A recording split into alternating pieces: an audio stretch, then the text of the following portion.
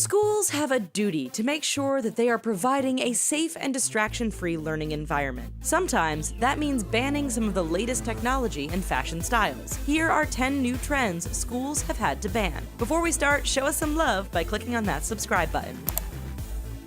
Pokemon Go.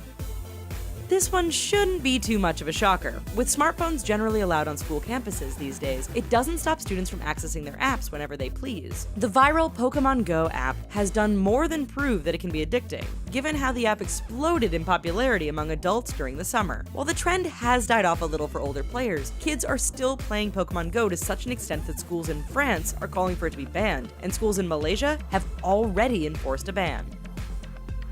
Black Lives Matter. Depending on how you look at it, this is more of a political movement than a trend. However, there are students who are passionate about Black Lives Matter and want to make their views known to the world. But one student named Mariah Havard got a rude awakening when she wore her Black Lives Matter shirt to school at Buckeye Union High School in Phoenix, Arizona. When she arrived at school, she was pulled into the vice principal's office and ordered to change because her shirt was distracting. Instead of being defeated, Havard ended up boycotting and inspired her fellow students to join in, eventually getting the school to lift their ban. Rainbow Looms. Rainbow looms are bracelets that have become popular among school-aged children and teens. Basically, they're made from rubber bands, and there are kits that are being sold all over the market. Beautiful color combinations and designs have been emerging, and kids have a new way to express themselves. However, schools have seen the bracelets as a distraction, as students will make the bracelets while teachers aren't looking. Students with the bracelets have been reported to taunt the poor kids, stating that they can't even afford to make something from rubber bands. So for now, rubber band rainbow bracelets are off the table in most schools. Clown costumes. Most of us are familiar with the creepy new trend of people in clown costumes menacingly hanging out in street corners and on the edge of the woods. While we don't like it, these people aren't technically breaking the law despite a few assault charges. But schools all over the United States took a stand against the clown costumes during the 2016 Halloween season when they banned the costume altogether. In fact, the New Haven School District in Connecticut went as far as to say that clown costumes were a symbol of terror. Hoverboards.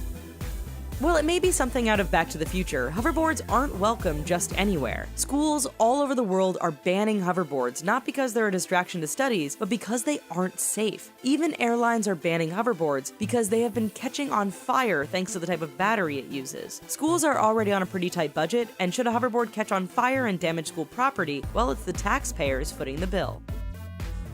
Water bottle flipping.